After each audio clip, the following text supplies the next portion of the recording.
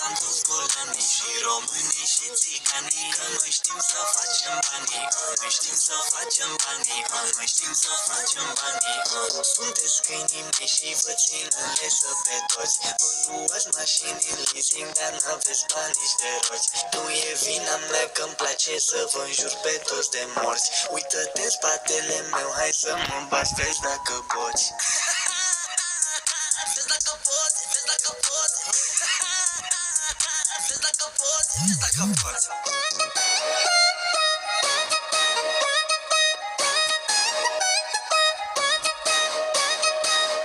Puneți-vă în genunchi, ascultați-mă bine. Cine-l supără pe Ambi, mă supără pe mine.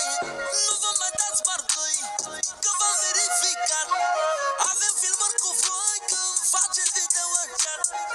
Ambi și Dani, ne-am unit toți fanii, și românii și țiganii, până și americanii.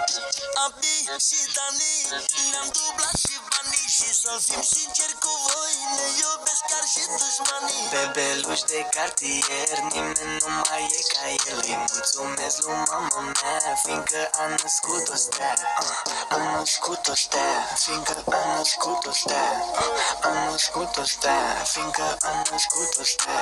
Interlop de România, eu dețin supremația. Mamă, mulțumesc frumos că ai născut un boss de boss.